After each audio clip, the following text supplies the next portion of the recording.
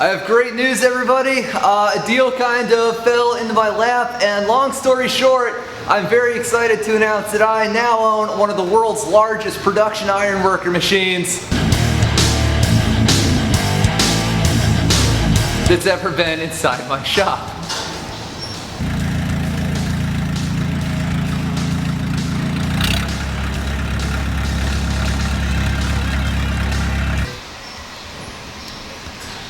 So the story of this machine is that a buddy of mine owns a local machine shop, and I was doing some welding for them, and yesterday I drove over there to pick up some parts, and I walk inside, and in my contact there it's like, "Hey Stretch, do you know what you need?"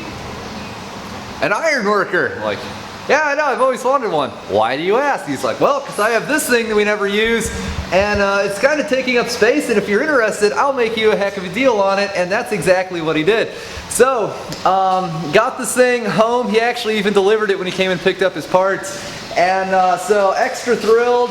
I don't really know too much about it. It's the HPS 250 from Maurer und Bender.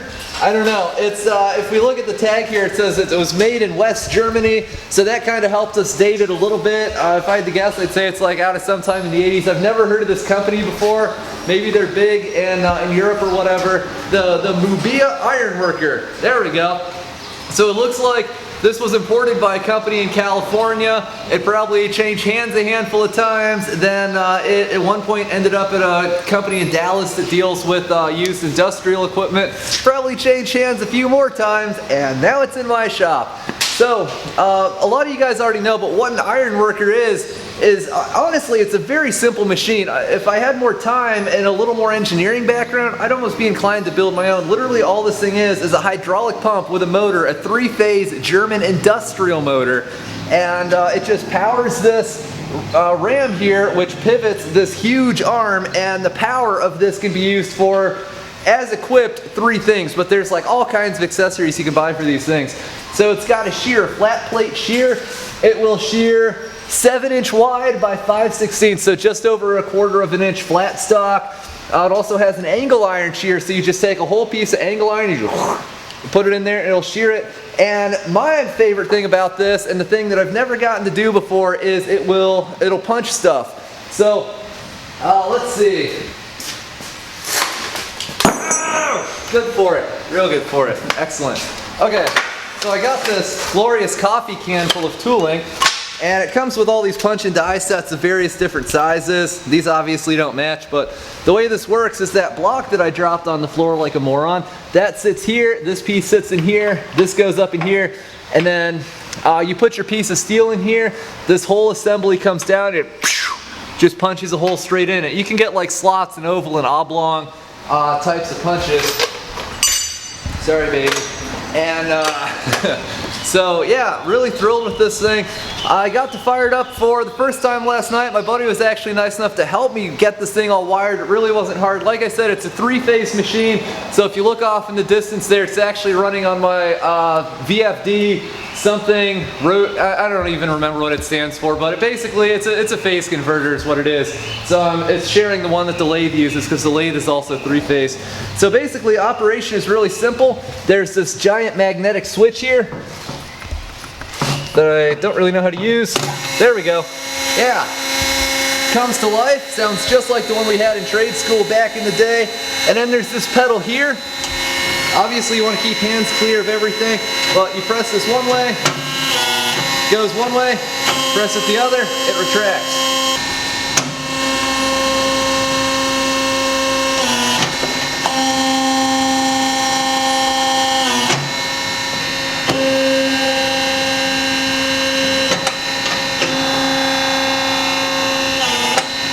So this is some 3/8 scrap. It's about 3 inches wide. And basically the way this thing works is you got this guard here which doubles as the clampy thing, which smashes this down against this plate here, which A, keeps it from bending, and B, holds it securely. So let's see, we'll raise the blade. Still getting used to the shape of that pedal. And then we just take our material, slide it in, and I turn this little hand screw here. Clamps down real nice on that. And all we do is give this pedal a nice mash. Other way. Yeah!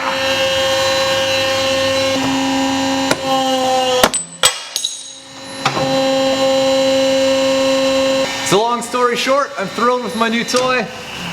And that's really about all that I know about it and about all that I've done with it so far. So yeah, I want to get a few more punch and die sets because some of the ones in there, they're like, you know, pretty well used. And as you guys saw, when you shear things with this, the blade, it doesn't cut perfectly straight. I don't know, it acts like there's a chunk missing. The cut isn't 100% even, but that's probably the original blade. So I don't know, maybe sometime I'll get a chance to take it apart and you know, polish it or sharpen it or whatever. But it works. Old school German technology. Everything on this is incredibly heavy duty, looks amazingly well built, runs smooth as can be, and it's mine, all mine. So yeah, I don't really know what the heck I'm going to use this for. To be honest, it was completely an impulse buy, but I know I will use it, and so I'm really thrilled to have it and have the opportunity. So I'm sure this will be in a lot of videos to come, and thanks for watching, guys.